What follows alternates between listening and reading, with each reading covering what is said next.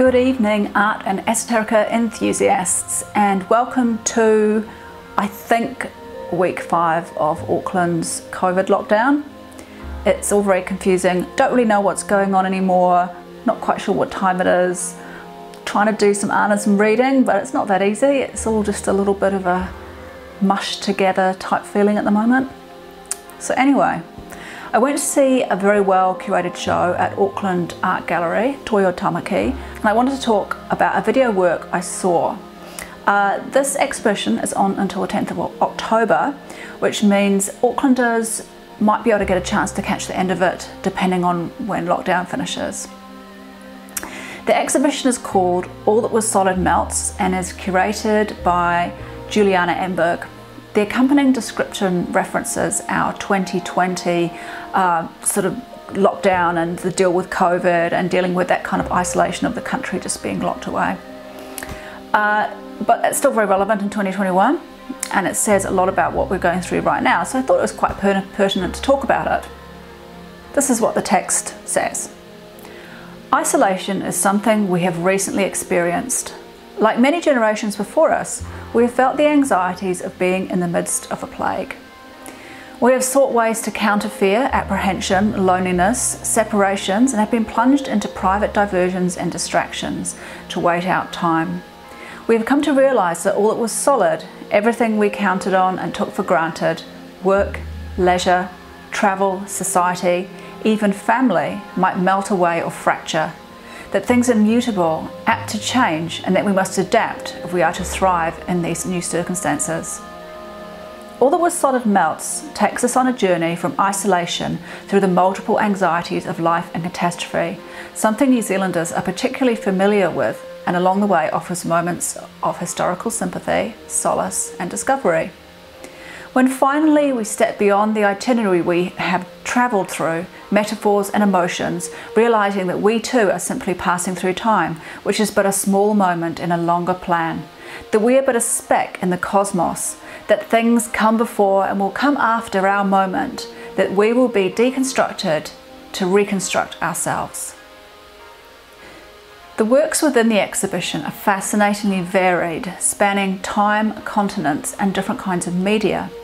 They have been brought together from both New Zealand and international artists, some brought in for the show especially, and some from local collections. It also has a rather lovely free publication to go with it in the form of a newspaper, which has lots of information about the works and the artists, and was a very enjoyable read.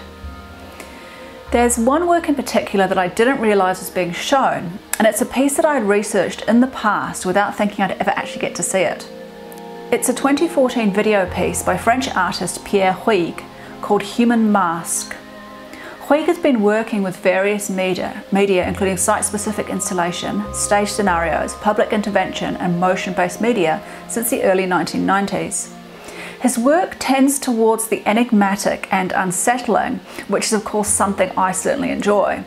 I have some video pieces that I took on my phone when I was at the exhibition. Obviously they don't belong to me, they belong to the artist and Auckland Art Gallery, but they give you an idea of what it looks like. They're a bit grainy, not that amazing, but better than nothing, because otherwise if you look online, the only thing you can really find is photos, not very little actual video footage from it.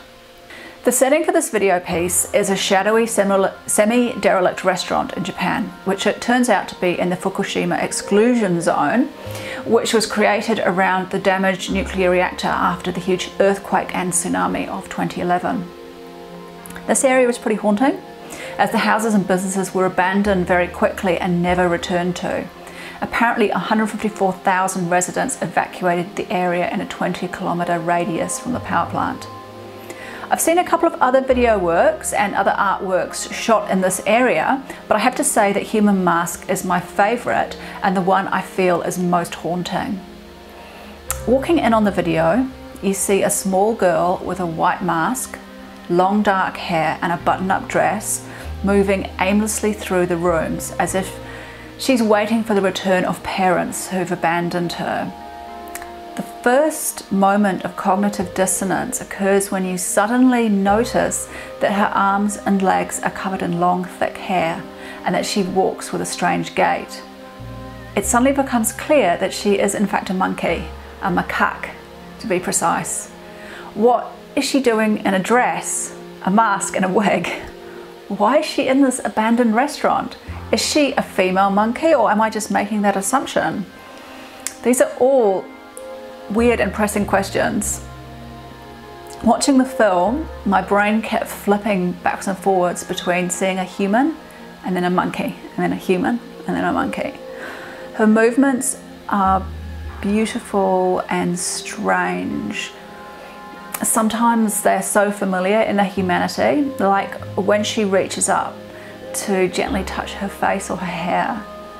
The mask makes her so much like a young girl. It feels incongruent when her monkey characteristics make themselves known again, and this is despite the mask itself being so smooth and white that it's like it's part of a no performance costume. I couldn't help seeing the unmistakable similarity between human and primate, which was at once disturbing and also somehow reassuring. Maybe it's because I felt that it made humans seem less alone in the world, that our primate relatives are so close to us in so many ways. They are so much like us, but at the same time we often treat them so badly. For example, macaques are often used for medical research because they are so similar to us. Is that what is happening here? Is she being treated badly? Is the monkey girl being held against her will? Does the mask bother her? Is the wig itchy? Does she want to leave? As you can see, Huyghe's work evokes so many questions, but then again, that's what draws me into it. For those of us interested in art and the otherworldly, this is a perfect work to explore. The Fukushima zone is one of those liminal spaces that is suddenly in between our world and another, where it's no longer somewhere humans can be, but where danger is suggested, but it can't be physically seen or felt. It's shot with a cold, shadowy, greenish tint. The abandoned world feels far from reality. Everything is unnaturally quiet and still, except when interrupted by distorted warning announcements over a tinny loudspeaker. The colours of the world are muted and hazy, like an old watercolour painting. The solitary monkey girl appears to have some familiar tasks she is carrying out, but at the same time, she seems unsure of her place there, existing in a state of lonely limbo. For me, it calls to mind films from my childhood about mutant creatures in radioactive wastelands, or those sad survivors left after nuclear holocaust, desperately hoping that there might be another being alive out there somewhere. The blurring of the line between human and animal is something I've explored while researching shamanic practices, and the taking on of animal forms for ritual by wearing their pelts, teeth, etc., and embodying their movements and character. In this case, the monkey is taking on the human form by wearing the skin of the human in the form of mask, wig and clothes. But she is not doing this with conscious intent, and possibly not by choice either. I wanted to find out who the monkey was and where she was from. It transpires that she is called Fuku-chan and works, for want of a better word, in a restaurant in Kayabuki with another macaque called Yak-chan, where they are tipped with soybeans by the patrons. Apparently they belonged to the owner and started imitating him in the restaurant and passing out serviettes and bringing beer to guests. They originally starred in a 4-minute YouTube clip of their life in the restaurant, which inspired Huyghe to make human masks with Fuku-chan. He says he was fascinated by its weirdness and pathos and what it says about the way humans and animals relate. I do struggle with the way the macaque has been turned into this strange little human parody, and I worry about her discomfort in the clothes and mask. I wonder a lot whether she has any choice at all. If you look on YouTube, you can find the old videos of the monkeys in the restaurant wearing really quite frightening sort of homemade masks. And then later videos where the monkeys are serving patrons but are unmasked and are just wearing a uniform, which is much less disturbing to see. I think the idea of covering their faces is disquieting in the same way as it is for humans, with the added worry that they might be dreadfully uncomfortable. They have the same kind of expressive faces as humans, and so when they're covered over, you don't know what they're thinking, not that you possibly do anyway, but it seems a real imposition on them to take away their, not humanity, but I suppose their apathy? I don't know.